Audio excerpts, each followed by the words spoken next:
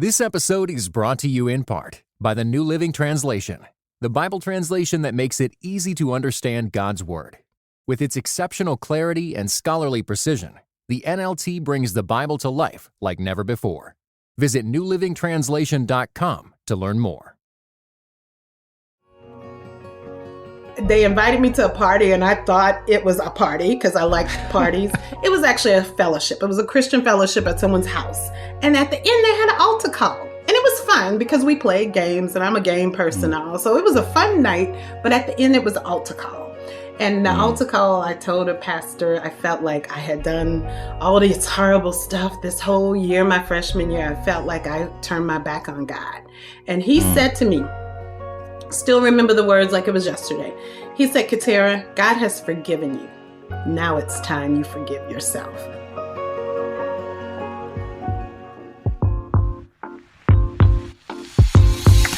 This is Where You're From, an origin story podcast at the intersection of faith and culture that digs into the influences and experiences that shape who we are today.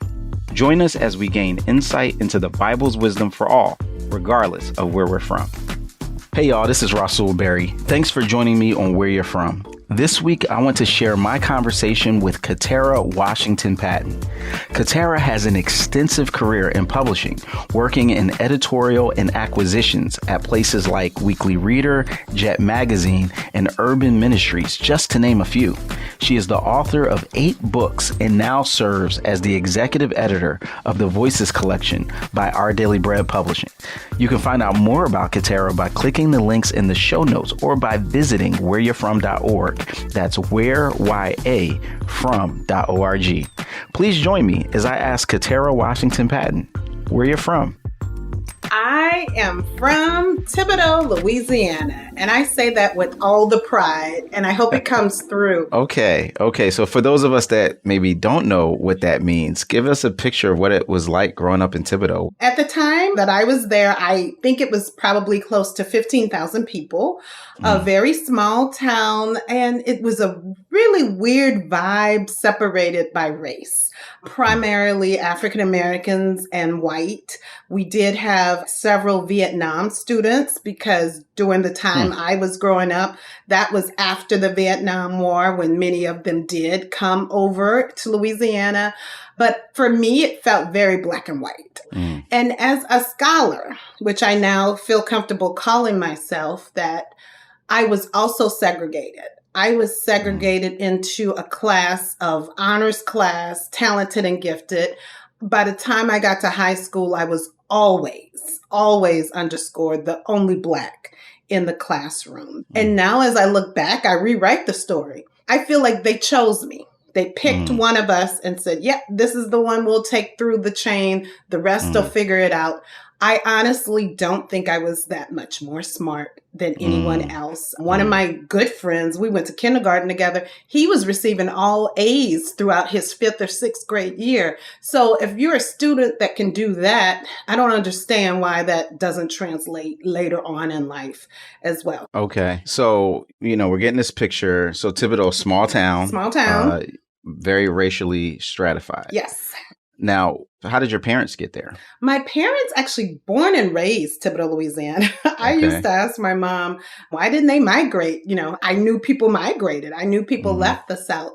My parents were just happy there. They were content there.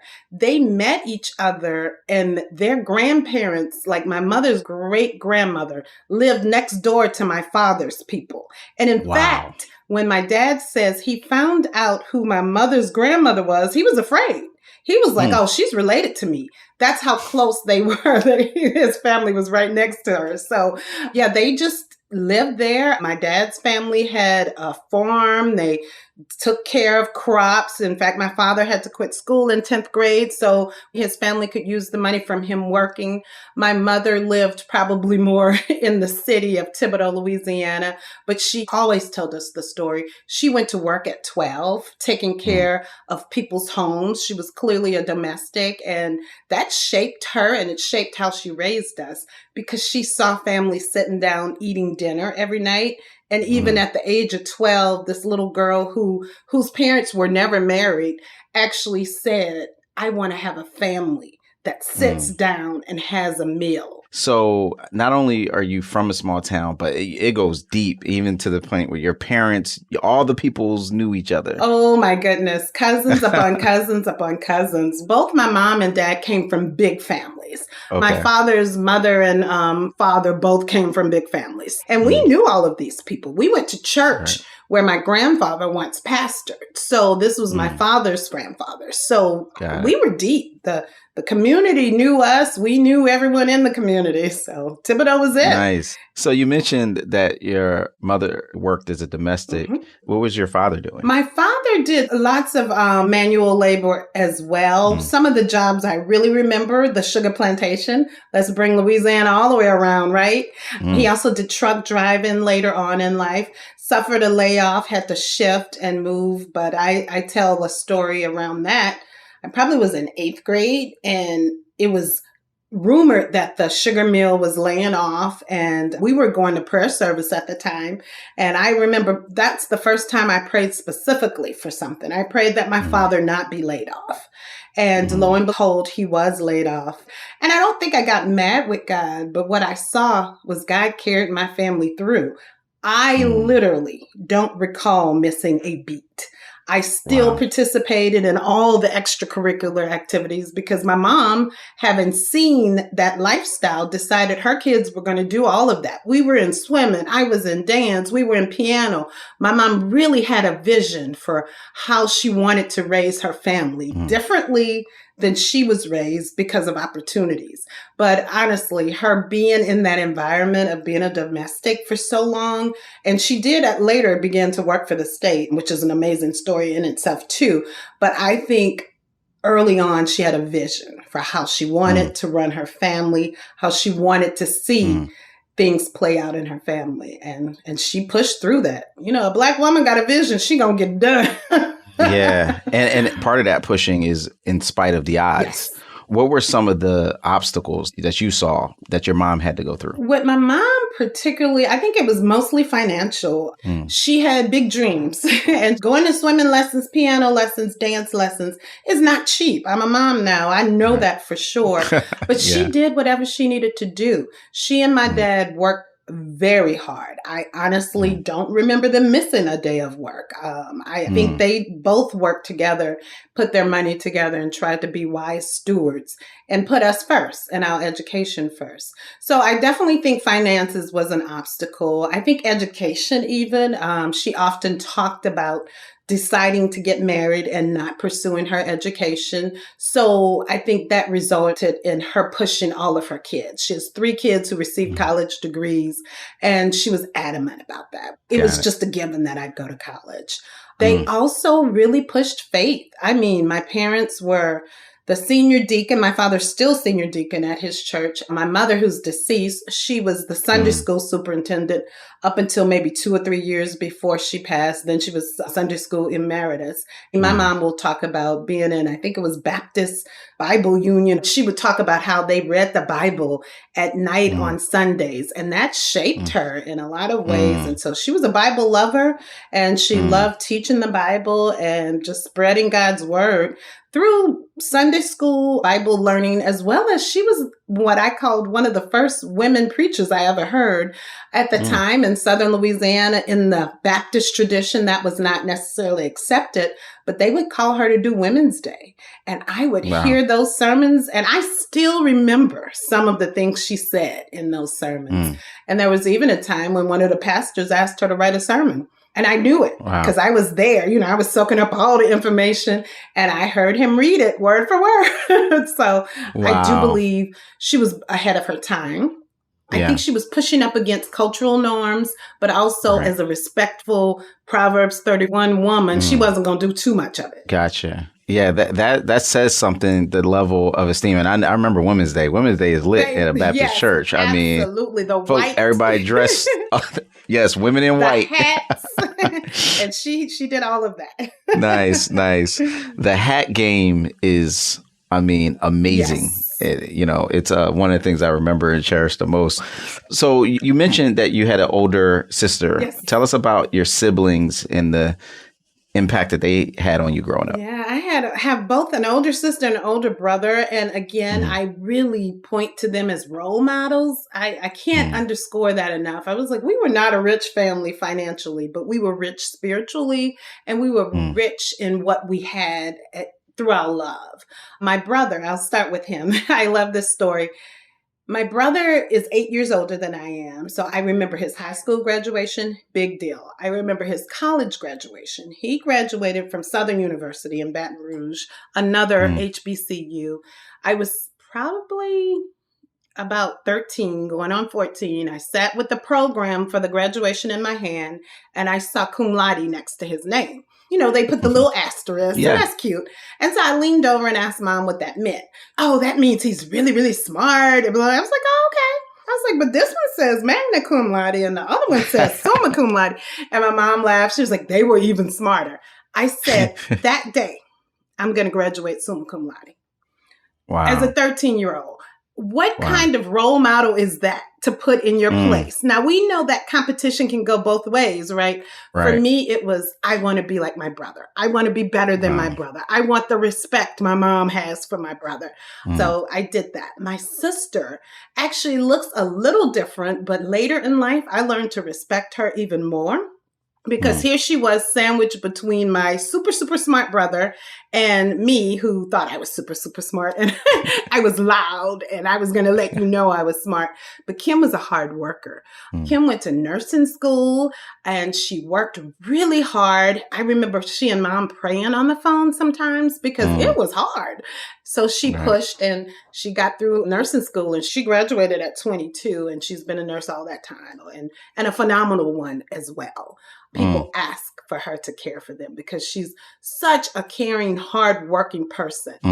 That's great. So you mentioned earlier that you got into these advanced classes, but then later reflecting as the only Black person, you started to wonder if there was maybe an intentional limitation on how many Black children would be put in that spot. What caused you to start to wonder if there was maybe some other reasons why you were the only one that looked like you there? Yeah, that's a great question. My goodness, Russell. I think my education at Dillard began to open my eyes. One, Dillard was a wonderful ground for me. I was taught by Black people who had PhDs. We read, they opened up a new canon for me. I had an African-American literature class where we studied Langston Hughes and Nella Larson. And these people were poured into my vein. It was amazing. Like, I didn't expect to be getting this out of college. So I began to just think a little differently. And then I actually worked in education a little bit in curriculum writing and reading through things and realizing people rise to what your expectations are. I just really got struck with what were the expectations of those people in Thibodeau? Why was there such a divide intellectually? And it really made me say, I thought back to the people who started with me. I had lots of friends and the Black girls were smart. The Black boys were smart. And I actually, I do remember I was working at Weekly Reader in Connecticut. That was one of my first full-time jobs. And I would go to classrooms and observe.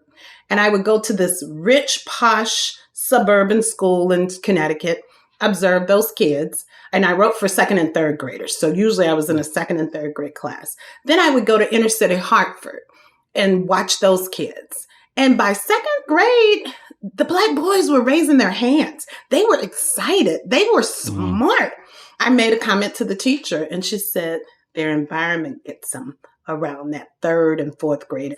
But she says the summer between third and fourth grade, she could see a difference. I think that probably contributes to it. But if a teacher is saying that, don't they come in with a different attitude? By the time they're in fourth grade, they're looking at them more as becoming young men, becoming young girls. So our expectations and our attitudes about them have shifted. Right. And it sounds like your mother had very high expectations. Oh, yes. Right. She wasn't playing that. She was not going to play that. Not at all. Got it. So at what point does writing become something that you realize you take to? Yeah, I've written all my life. In eighth grade, I told the teacher I wanted to start a newspaper. And that's where I got to also say some of those teachers in that school system, they were very good. I literally can still see her face. It was my 8th grade grammar teacher. I said, I think we should have a newspaper. She almost ran to the office with that idea. Basically, she was like, this little girl has an idea. We're going to make it happen. We produced a newspaper. And that same class, I entered an essay contest, read it on the radio. So communication was beginning to be a part of who I was, and I enjoyed it. And a church friend actually said she was majoring in communication. And I thought that was speaking on the radio, speaking and doing broadcasting, which I was interested in. And I pursued that. And at Dillard University, again, I will call her name this time, Lisa Frazier Page.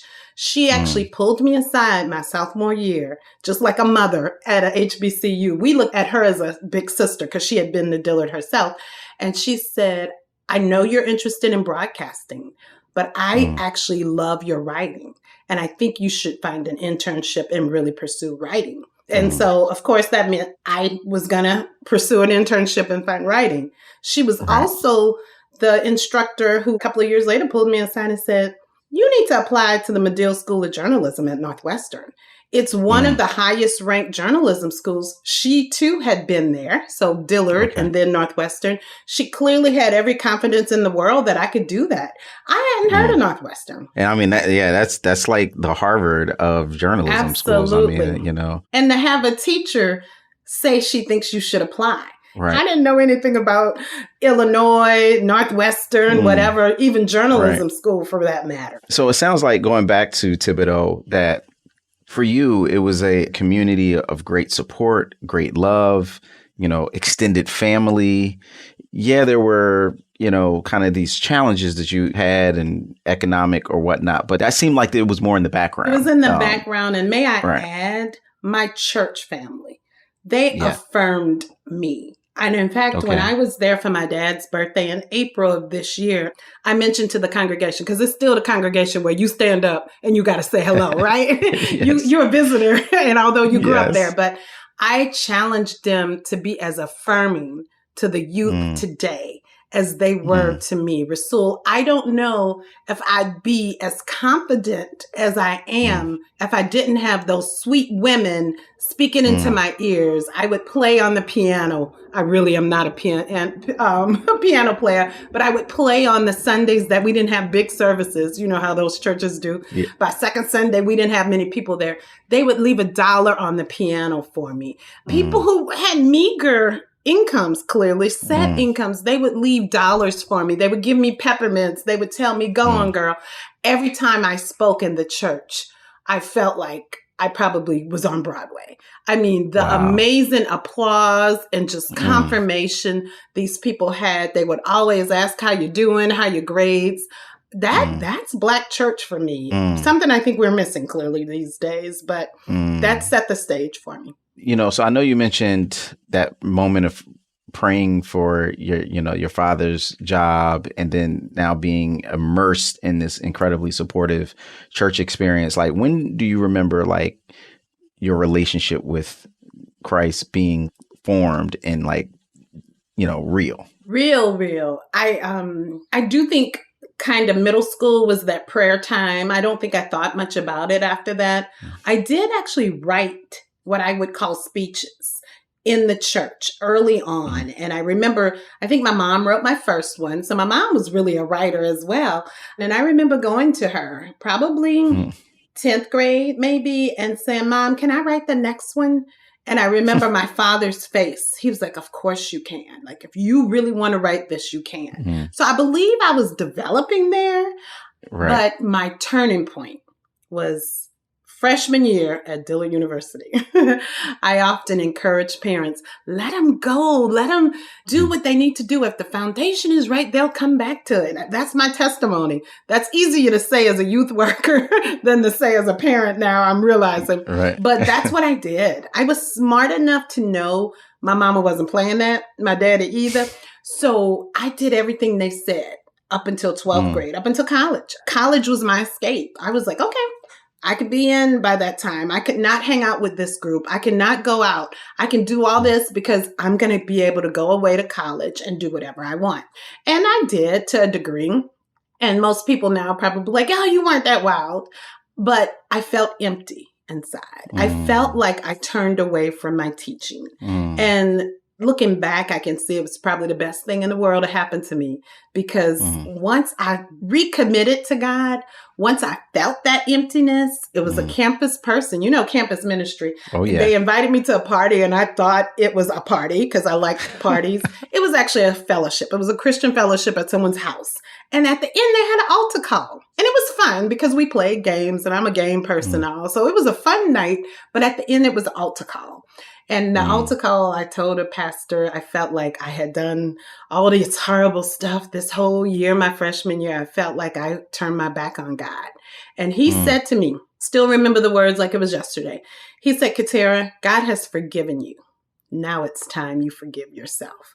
When I tell you those words sent me out, those words have stayed with me now. Now, if you're 19, I probably was 18, and that gets in your spirit and really sinks in, me and the Lord, we were good after that.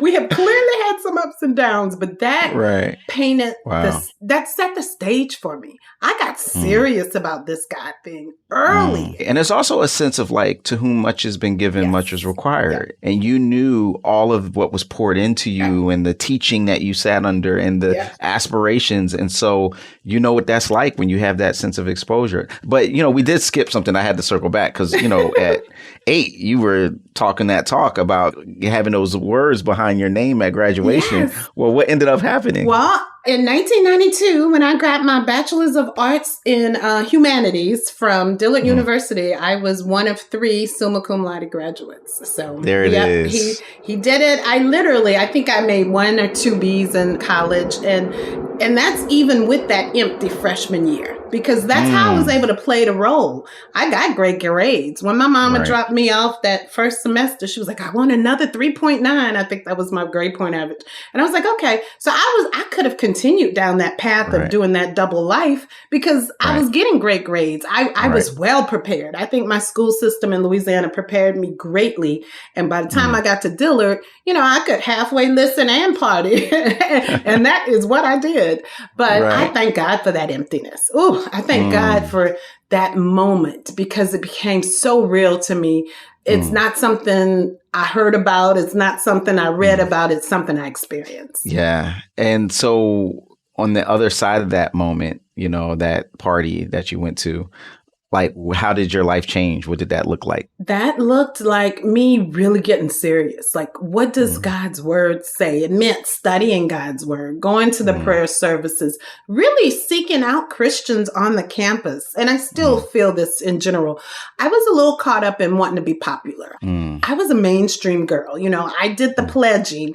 I did the student government. I wanted to be in that crowd. And I think there's definitely some leadership development and great things about those things, but also that comes along with not necessarily always standing up for things are right. So I still struggled and danced along that line, but because of that experience, I knew where I needed to land. Yeah. So you're there at Dillard, and it sounds like that's when this professor sees your talent in writing and really begins to encourage you to write more. Yes, absolutely. And your faith is kind of combined. So at that time, did you know that you wanted to intersect the faith in the writing, or was that still kind of coming together? Absolutely not. That was nowhere on my mind. That's why I used to laugh and say, girl, you try to plan your life. I was literally one of those people, 5 years I'll do this, 5 years you haven't been able to get that right yet. That is not how it follows. Why you won't start doing it now?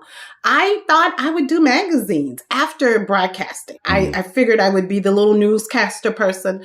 And then I did an internship there because Dillard did encourage that. And I really appreciate that. Those 3 months I spent in the newsroom let me know I didn't have the personality for it. And it wasn't really my vibe. Let me go into the writing. I wanted to do magazine publishing. I went to Northwestern and focused on magazine publishing. I went to Essence. I went to Ebony. That's where I wanted to be. I knew earlier then that I wanted to work with Black people in culture or either education. So that's how I ended up at Weekly Reader, the education piece. Soon after that, I ended up at Jet Magazine. Gotcha. But it was at Jet Magazine that actually By that point, I had joined my church and I was going to prayer service on fire, continuing that fire piece. And I was at a prayer service on a Wednesday night. We used to do 3 prayers. One would be for yourself, one would be for the church, the other for the world or something like that. And the deacons leading the one for yourself, they were like, pray for yourself. So you got in your little group of 2, no more than 3 is how they would say it. And I literally prayed for career direction. My career had always been important to me. Here I was back in Chicago at Jet Magazine, enjoying it, but not quite feeling like it was the fulfillment of my dreams, of my career. So I prayed for career direction that very night, that very, very, very, very, very night, as I was turning left onto the Dan Ryan. I still remember it. I was living on the north side, and something in my spirit said, send your resume to Urban Ministries. I knew who Urban Ministries was because I had been in Sunday school. My mom's Sunday school superintendent. I was literally in Sunday school at 24 years old because that's what you do when you're on fire with the Lord, right? Even if I went out the night before, I would still be in Sunday school. And so I knew Urban Ministries. I had no idea they were in a suburb of Chicago. I literally went home. I had a Smith Corona word processor at the time. That dates us, right? And I put that resume paper in and printed it out and mailed it off. I literally turned to the first page of the book, got the address from the masthead, sent it over to Urban Ministries. Within 3 days, the president of the company, who's still a good friend of mine, he called and we had like an hour conversation on the phone. And I said, well, do you have any positions? And he said, at the risk of sounding super spiritual, we don't like to turn people away whom the Lord has sent us. And I ended up editing a teen magazine, which before then, that's what I had been focused on, thinking I wanted to do teen stuff, Black culture. Here we go. Right. I literally used to send notes to YSB every other month because, you know, when you're in that college readiness, career placement, they tell you just send them a note, send them a note. You know, what's YSB? YSB is Young Sisters and Brothers. It was owned by BET. In fact, I went to their office in Virginia as a young, aggressive career hunter. You know, you go for an informational interview. You stop by, you say hello. They never, ever called me, ever. And you're thinking, with my resume, they should have called me, whatever. But they never called me. And that day when my first proofs came through from the Urban Ministries magazine I was doing, it was a Sunday school curriculum called In Teen Magazine.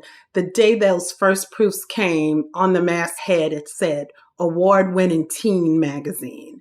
And I just went in again in my car when I saw those proofs saying, Lord, this is what I wanted. And you directed me here. Wow, that's powerful. And I have to take a kind of rewind because Jet Magazine, we got to go back to talk about the significance of that publication. Absolutely. Especially at that time. Tell us the significance of Jet Magazine. Jet Magazine, my goodness. And I'll tell you even more so the significance in my life. I literally sat at a conference table every day and pitched ideas to John H. Johnson in the flesh, you know, like. And who's John H. Johnson for those that don't know? He is the founder of basically an empire. He founded Ebony, he founded Jet, he founded Fashion Fair Cosmetics, and he got some stories. And he was a grandfather. Like, he would tell you them stories now. When you're sitting in that conference room, you were going to get an earful about how he made the decision to put Emmett Till's picture on the cover of Jet Magazine, which helped to shape the civil rights movement and what we were experiencing. So he was a man who had a vision of showing Black people, mostly in positive ways. You know, when you used to get the old Ebony magazines, you would see these big houses, you would see celebrities, you would see a different style of living. And Jet was the news magazine. Right. But that's who I got to sit under. I got to look and see. And during my downtime, because, you know, publishing's up and down, I would be in the archives reading the old magazines.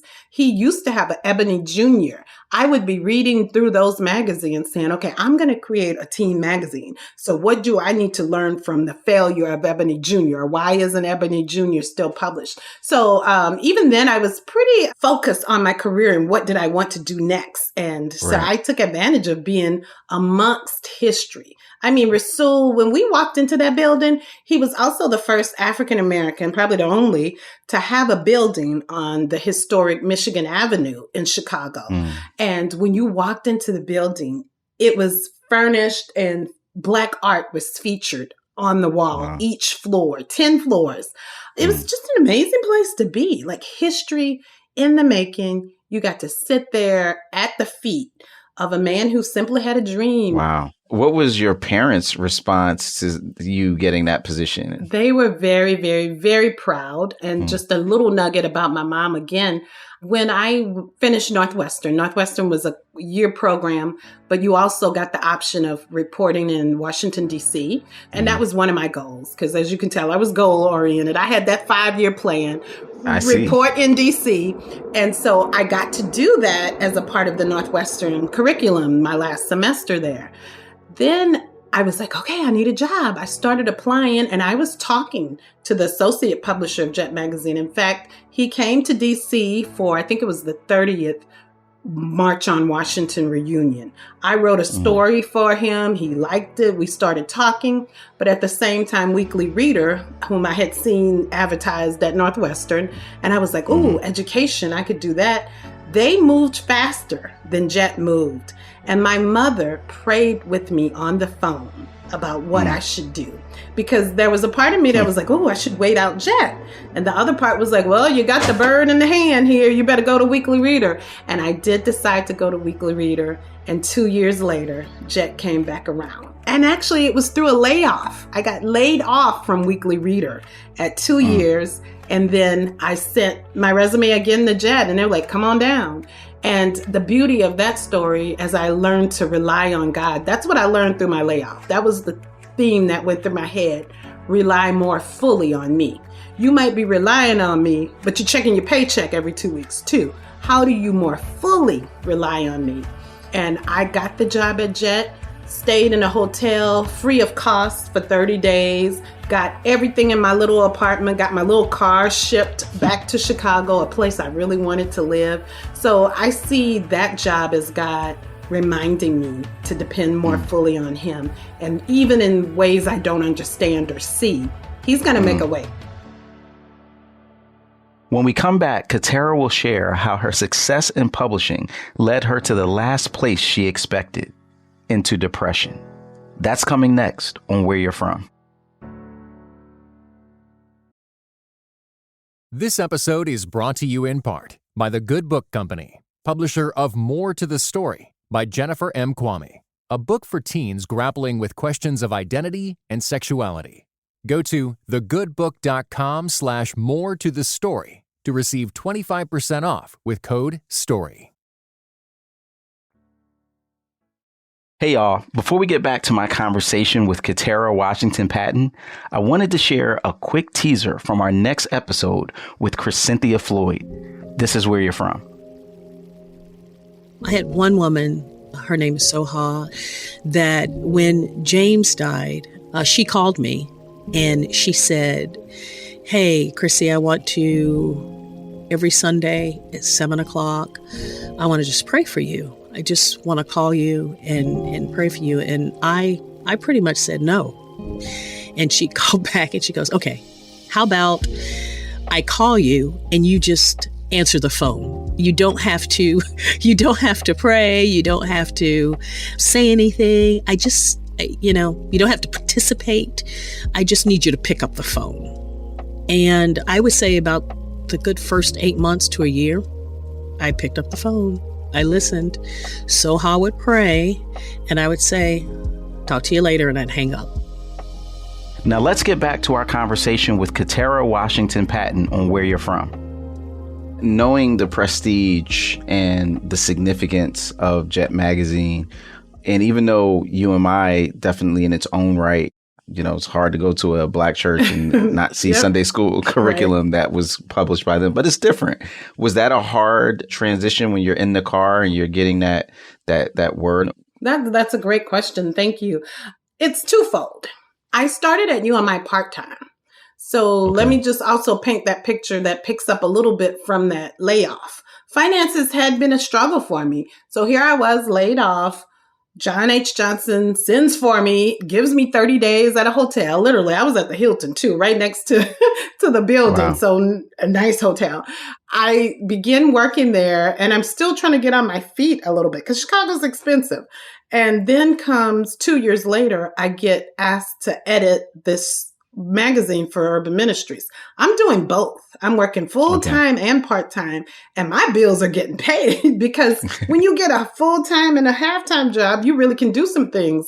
In the midst of that, I got to buy a condo. I even thought, like, how could I buy something? My credit's awful. But I realized, you had been paying your bills on time because when you got more money in your account, that's how it happens. Right. So I was doing that part-time, and Urban Ministries said, come on full-time.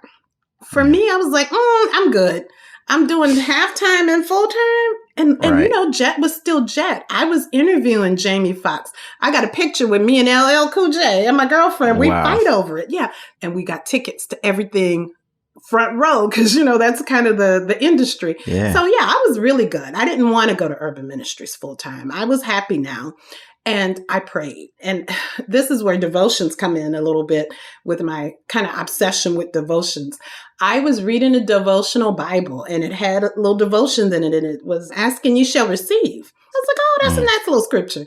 And the devotion part said, but really what we should be asking is for God's will to be in our lives and for our will to align with his. And then you're going to receive it.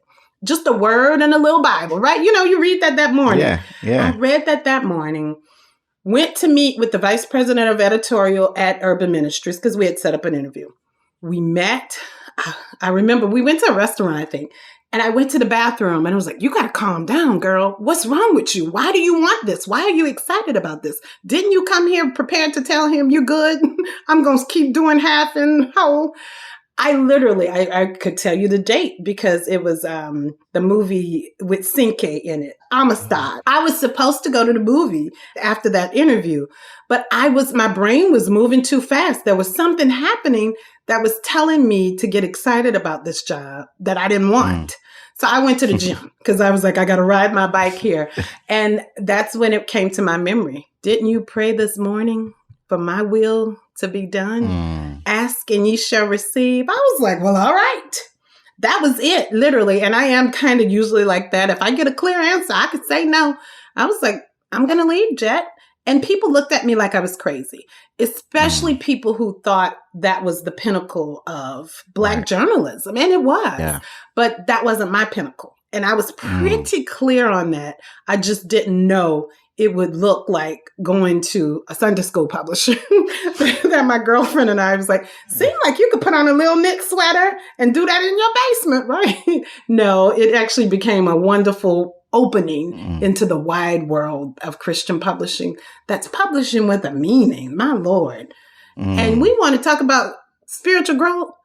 My time at UMI, which was between about 1998 and 2004, the spiritual growth, I mean, sometimes I literally have to tell myself, Katara, you should know this. You should be able to handle this. You read the Bible 8 hours a day and you get paid for it. Like, come on, you know, who has that opportunity? That's amazing. And I love what you said, I get to do it.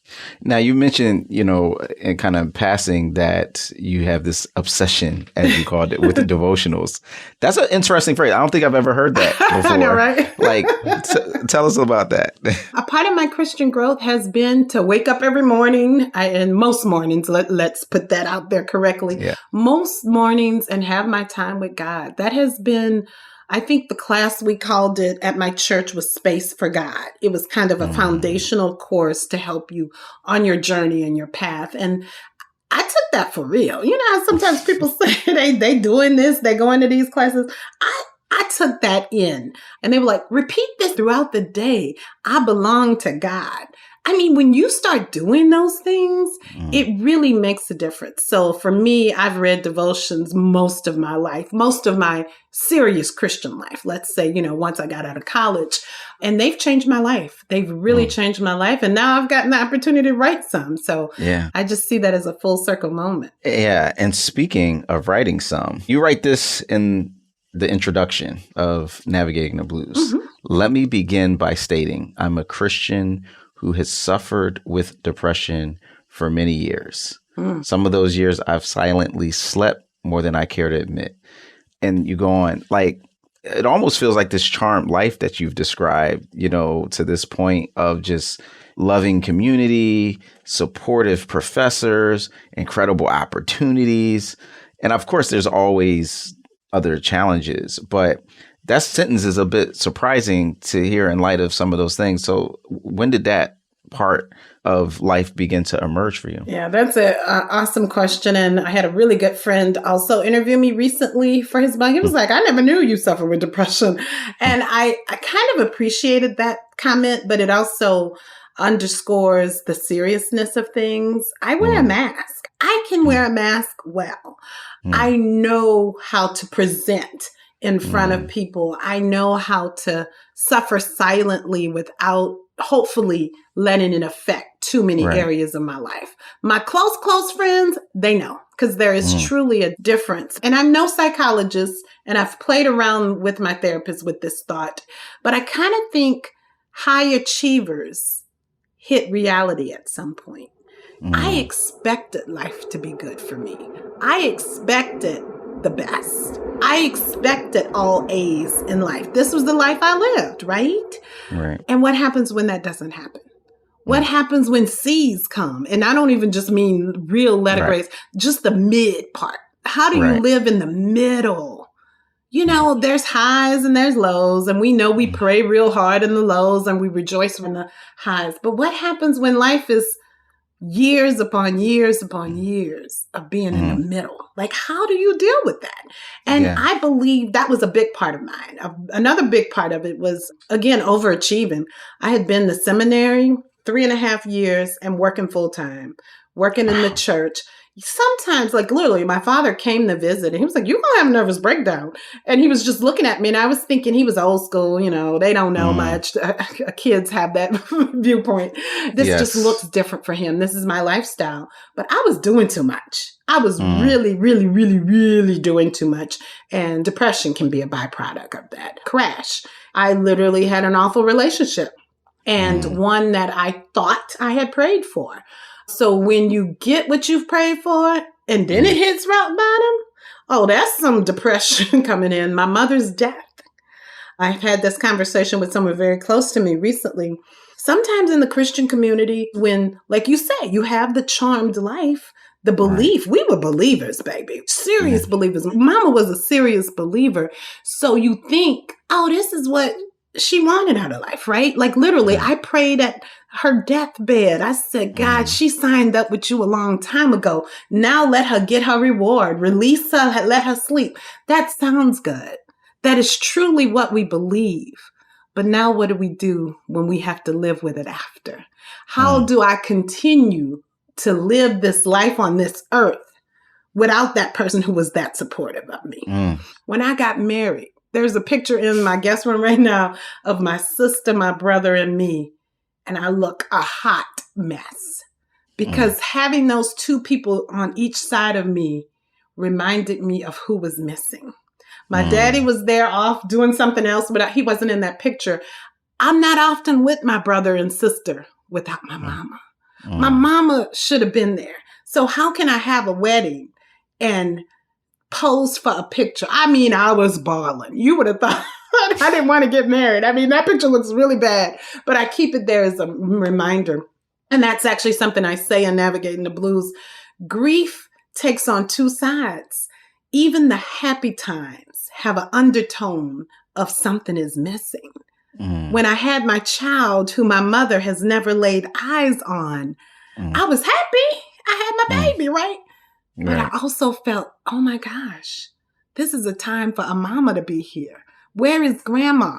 And my mother had that level of personality. I would joke with her best friend who was still living at the time. I was like, my mama had retired already, but she'd probably have to go back and get another job because she loved to shop. And here was a little girl in her family that she would be shopping for. Before I even got married and bought a place, a condo, I walked into it. It was the second one I had got the opportunity to purchase, this girl with bad credit. I walked in and it was a bigger place. And I was like, oh, mama would love to decorate this. The people had already given me the keys because it was in the same building.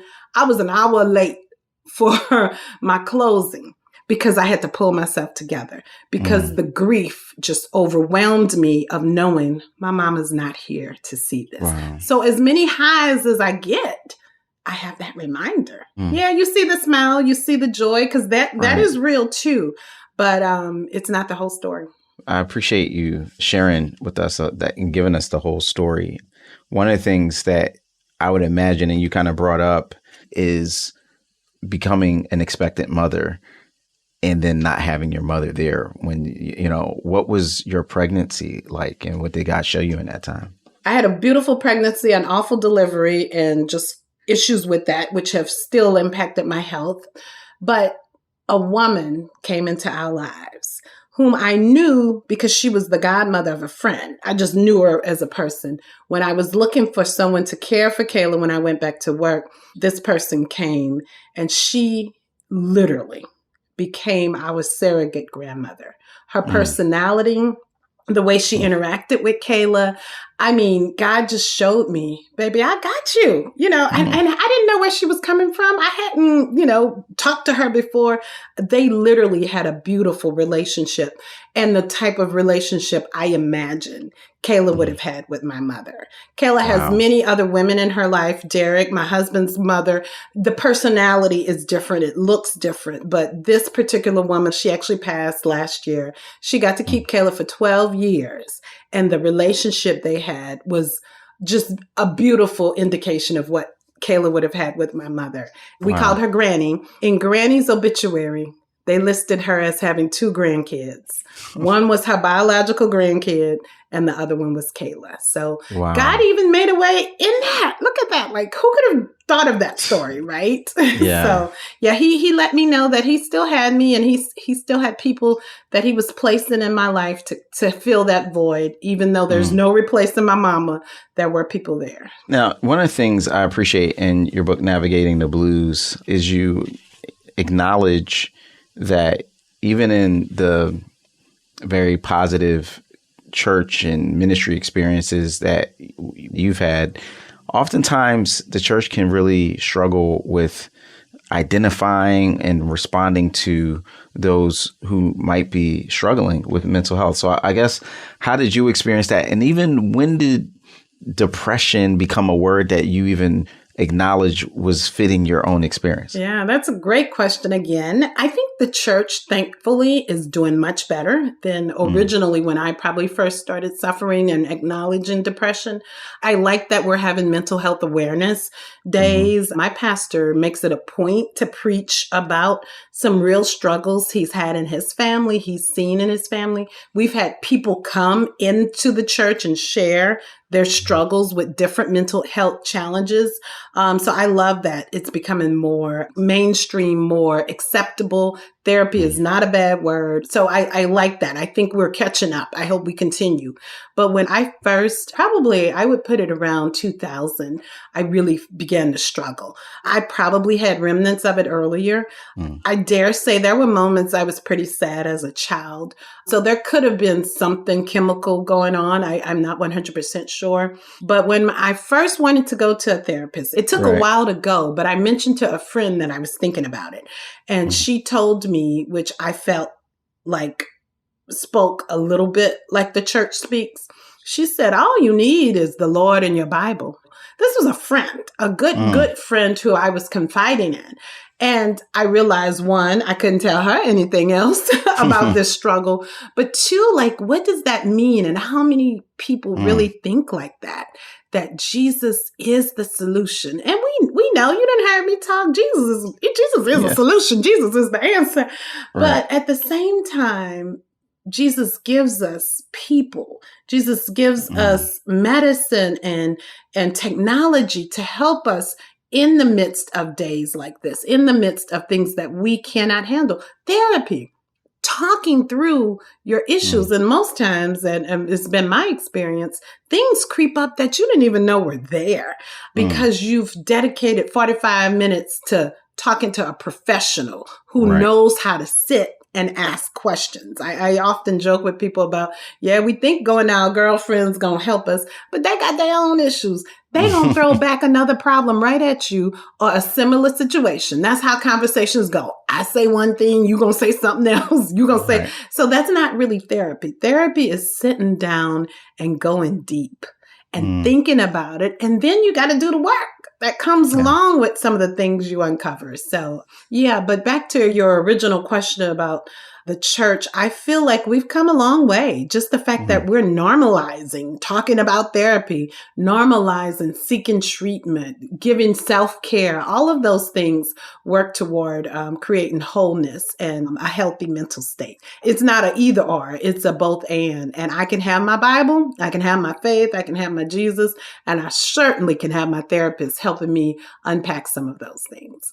That's so good. What prompted you? Because you come from a big family in a small town. Anybody knows in a small town, everybody knows the business. Yes. So as a result of that, people can tend to be secretive about their struggles because, it's just very well known and people talk. People talk. How was that process like for you to get to the place where knowing, coming from this family, coming from a church experience where this isn't necessarily normalized, you said to yourself, it's important for me not to just experience the benefits of therapy and sharing about mental health myself, but to share this with other people. Yeah. A friend asked me to speak at a prayer breakfast. Actually, either that or another place I was speaking, and I was really praying about, what are you going to speak about? It was like a women's conference. You know how we get together. Women love those women conferences. And I really wanted to speak about something, one that God wanted me to talk about, but that was going to be impactful and, important. Like we could get up and say things, but what really will be helpful? And it was like, I felt in my spirit that I needed to speak about depression. I literally made a post on Facebook, my favorite medium, and I said, I'm coming out of the closet.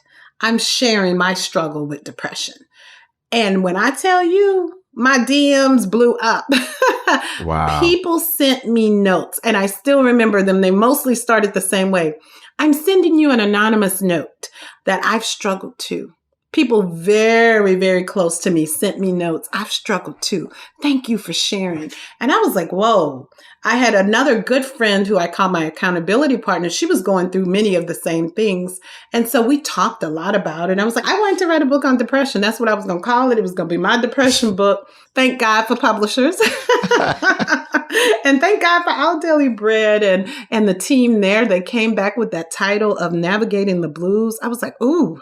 That's deep because people can feel that better than my book on depression, right? Because some people haven't even admitted to having depression, and that's okay. And it takes it from worry, anxiety, and depression. And when that helps, steals your hope. So it makes it a little more palatable for you to pick up that book and look through it. So and there's something in that phrase, like I've heard growing up in a Black community, we have, first of all, the music genre, the blues, which are laments. If you've ever heard one, absolutely, like the kind of like David in the Psalms, like my God, why have you forsaken me? That's what the blues is. Exactly. Yeah. And you do quote a lot of Psalms, and is David someone that you've experienced inspiration from? David is literally my favorite person in the Bible. I try to change that narrative as I learn more about David.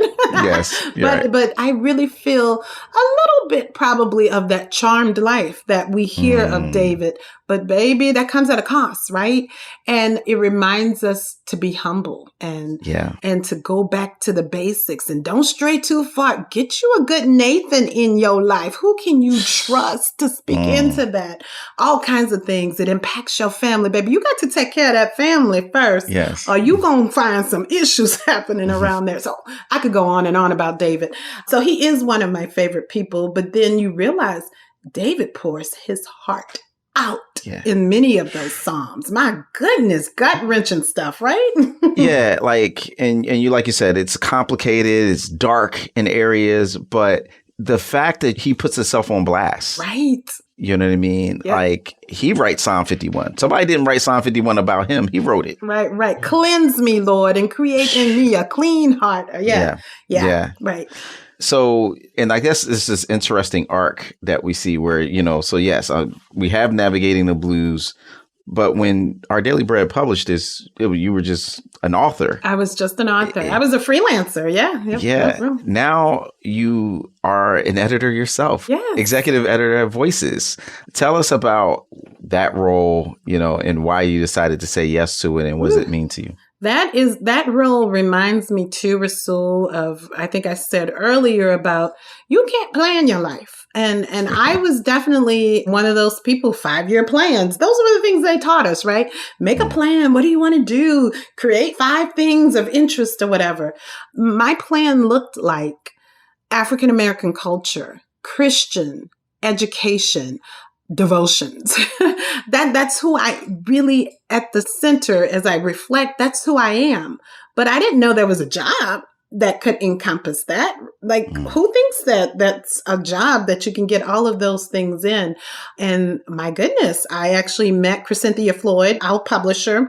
I met her when I was working at Tyndale, where she was working as Zondervan, and we immediately just glommed onto each other. We're like, meet you in the back after. And it was very nice to meet someone in the evangelical Christian publishing world who looked like me. And we just kept in touch. And when she became publisher, she was like, we want you to write for Our Daily Bread. I started writing for the devotions. That was great. Then she hooked me up with Joyce Jenkins, who was then the executive editor, kind of the founder of Voices. And she said, you got any book ideas? I was like, what? Someone's asking if you got some book ideas. I literally sent Joyce maybe 2 or 3 ideas. One happened to be my depression book. And she was like, how you going to send me 3 great ideas? Can you pick one of these and write a proposal? And that's actually how it came about. And Our Daily Bread was a wonderful, wonderful partner.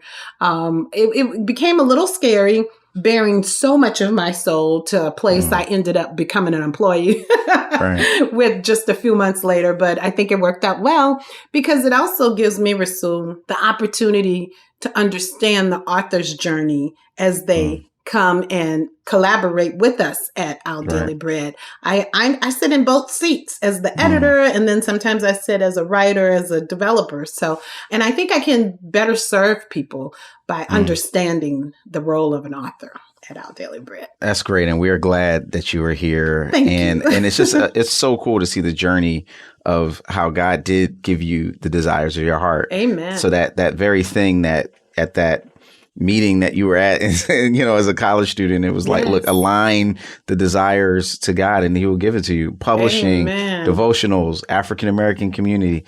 So I'm going to get you out here with this last question. Amen. So speaking of story arcs, you now have a daughter, and as she is in this phase that, how old is she now? She's 13. She's a full-blown teenager, official teenager.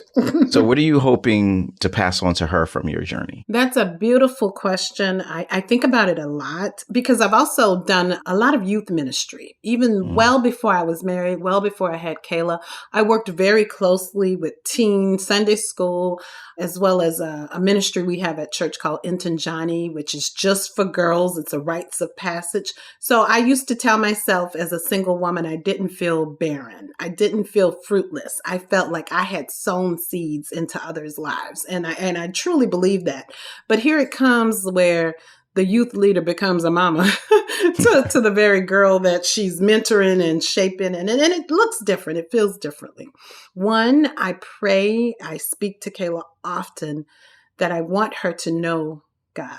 I want her to develop that relationship because I honestly believe that's an anchor. And if that's in place, she can go away and do whatever she wants to her freshman year, right? And we hope not. But she has a foundation. She knows where to come back to. One of the beautiful things, which someone else said, oh, that's so different. I've gotten to read my books with Kayla. There was a moment where she read one. I wrote a devotional for teen girls as well. And she read it word for word on our way to school each morning. That was special, not just because she was reading the words I wrote, but she got curious. She was like, you wrote this? You that's you? You're not shy. Why'd you write about a shy girl? And I would talk about, being shy and just, she's a big critic. One of my favorite moments was she was riding in the car with me and I had one of my books in the back of the car, you know how we do. And it was Successful Leaders of the Bible. And it was the story of Joseph. And in it, I wrote a line that said, Joseph dreamed this, but often dreams don't play out the way they play out in our heads. That's my song, right? That's my theme, right? And Kayla was reading the book, and it's very simply written. That is also one of my styles. I try to make it approachable. Kayla was reading this book. She had to be 2nd or 3rd grade. And she was like, that's true. And I was like, I turned around. I was like, what are you reading? And she read that line to me.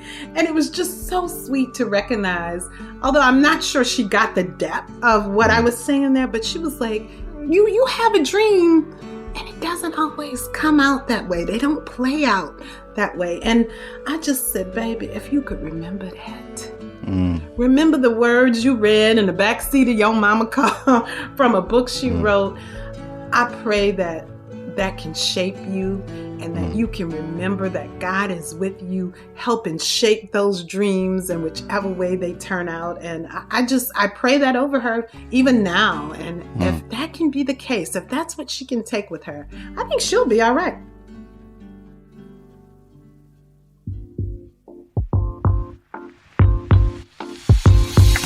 This is Where You're From. I'm Russell Berry, and remember, it's not just about where you're at.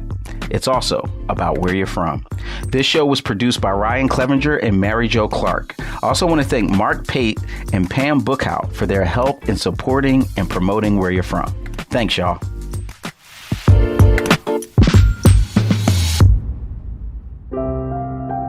Where You're From is part of the Voices collection from Our Daily Bread Ministries.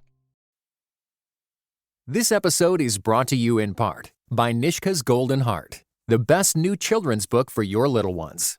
A new story of a little pine marten with a heart of gold. Share the joy of kindness. Available on Amazon.